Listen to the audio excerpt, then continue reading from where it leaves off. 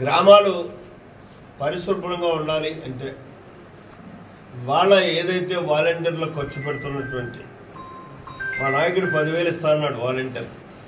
నేనేమంటానంటే ఆ 10,000 శాలరీ ఇచ్చి ప్రతి గ్రామాన్ని బట్టి 5గురిని 6గురిని 10 మందిని 12 మందిని 15 మందిని ఆ పంచాయతీ యొక్క వైశల్యాన్ని బట్టి ఈ 15,000 రూపాయలు శాలరీ ఇచ్చి స్కావెంజర్స్ వేసినట్టయితే మనం దుర్గంధం నుంచి బయటపడతాం. పరిశుభ్రమైనటువంటి గ్రామాలుగా తయారు చేసుకోవడానికి అవకాశం ఉంటుంది. దానికి ఖర్చు పెట్టండి. మనకు సచివాలయ సిబ్బంది ఉన్నారు బ్రహ్మాండంగా, వాళ్ళతో సర్వీస్ చేయించుకుందాం. గ్రామాల్లో వాళ్ళకి కాపలా కుక్కల్లాగా తెలుగుదేశం ఎన్డీఏ కార్యకర్తలు ఉన్నారు తప్పు జరగకుండా కాసుకోవడానికి.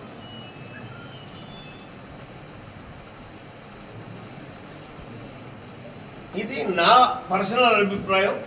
రేపు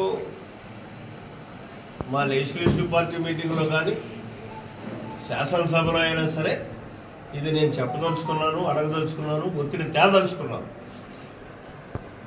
ఎందుకంటే మనం ప్రభుత్వ ప్రజాధనాన్ని ఎక్కడి నుంచి వస్తుంది? ప్రజల నుంచి మనం కలెక్ట్ చేస్తే రెవెన్యూ కలెక్షన్ ద్వారా వచ్చేటువంటి డబ్బు దాన్ని దుర్వినియోగం చేయకుండా మన స్వార్థం కోసం చేసుకోకుండా, మాకైతే ఆ కర్మ లేదు. వైఎస్ఆర్ కాంగ్రెస్ పార్టీ లాగా వాలంటీర్ల కార్యకర్తలుగా వాడుకోవాల్సినటువంటి పని లేదు. నిస్వార్థంగా 45 సంవత్సరాలు బట్టి పనిచేస్తున్నటువంటి కార్యకర్తలు ఉన్నారు, నాయకులు ఉన్నారు తెలుగుదేశం పార్టీకి. కాబట్టి వాళ్ళకేం డబ్బులు ఇవ్వక్కర్లేమే. ఆ పని మా పార్టీ పని వరకు వాళ్ళు నిస్వార్థంగా పనిచేస్తారు.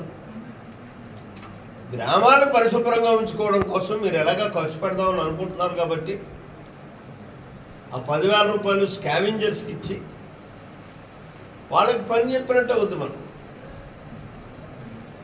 ఇందులో ఎవరైనా ఉంటాను స్కావెంజర్గా అంటే అభ్యంతరం లేదు, వాళ్ళకే ఇస్తాం.